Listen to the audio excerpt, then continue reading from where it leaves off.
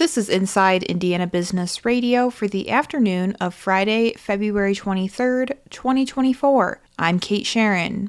Construction equipment manufacturer Caterpillar Incorporated is planning a major expansion to its large engine center in Lafayette. The Irving, Texas-based company says it will invest $725 million to build and equip a 300,000 square foot addition to the 1.6 million square foot facility and create 100 jobs over the next 4 years. The Lafayette Redevelopment Commission on Thursday recommended approval of two 10-year tax abatement requests for the project. The company said in documents filed with the city that the project would be one of the largest investments in the Lafayette facility since its original construction. The majority of the investment, $625 million, would go toward new machinery equipment as well as on-site rail infrastructure. The Rose-Hulman Institute of Technology is using a program to give historically underrepresented high school students the chance to explore opportunities in science, technology, engineering, and math. The school is partnering with community-based organizations and high schools throughout the state on the Rose STEM College Preparatory Program. Tom Baer, Vice President for Enrollment Management, said, "While many students may end up enrolling at Rose-Hulman, the program is not about just recruiting students to the school." Just thinking in many different ways how we can expose students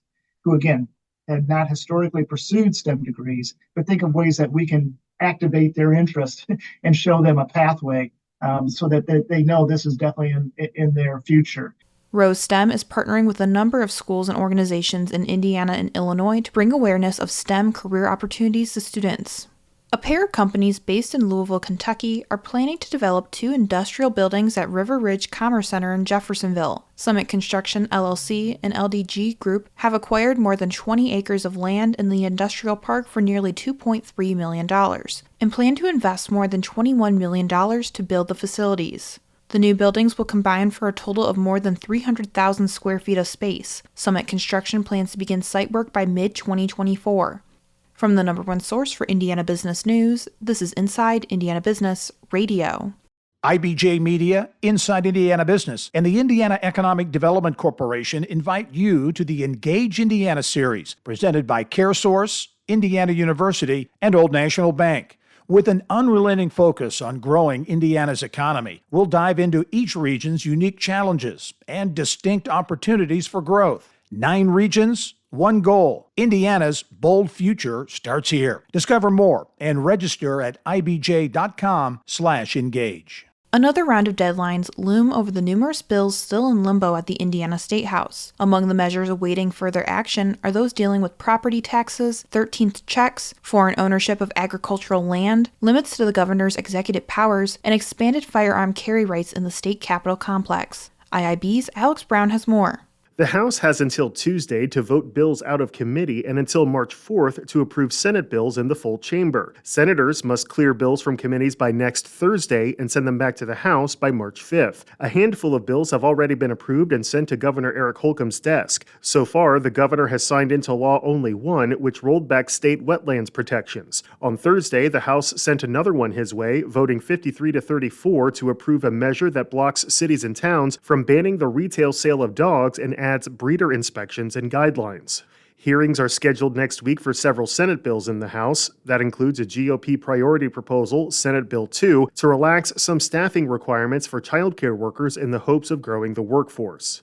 Although assigned to the House Ways and Means Committee, it's not clear yet whether the committee will hear bills on magic mushrooms research, tax exemptions for childcare providers, and stricter oversight of the Indiana Economic Development Corporation. Across the hall, there's less of a rush for now, with a few more days before deadlines. A House Republican priority bill on anti-Semitism is still on track to meet those cutoffs. Following edits, Senate leaders said made it more palatable. That chamber killed a similar bill last year. Alex Brown, Inside Indiana Business Radio. Indiana University Health, the state's largest hospital system, said operating income nearly tripled last year due to strong growth in outpatient care and slightly higher admissions and emergency care. The Indianapolis-based network on Thursday reported operating income of $343 million last year, up $121 million in 2022. The improved results came after 3 years of the COVID-19 pandemic, marked by President Joe Biden signing a bipartisan congressional resolution to end the public health emergency last spring. IU Health called that a major pivot point from a year earlier when it was forced to suspend non-urgent surgeries and procedures due to the surge of COVID-19 patients early in 2022. Imagine Early, the Early Childhood Education Coalition of Adams and Wells counties, has selected its first executive director in Ashley King. A news release said she will seek to promote the not-for-profit's mission and expand the quality of early childhood care and education locally. She will create partnerships with local providers, find funding solutions, and represent the region in statewide conversations. King has 5 years of experience in not-for-profit work in Wells County. She started in her new role earlier this month. Multidisciplinary consulting firm Whiteman announced it has opened a new Fort Wayne office through an acquisition of Goloff Jordan Surveying and Design Incorporated, expanding its offices in the Great Lakes region to 10. Goloff Jordan Surveying and Design said in a news release that its owners felt it was the right time to expand its services available to clients, with a partner sharing similar ideas. Whiteman said the move allows both companies to deliver more to the Fort Wayne community. Whiteman specializes in architecture, civil engineering, and surveying for commercial, education, energy, and government sectors.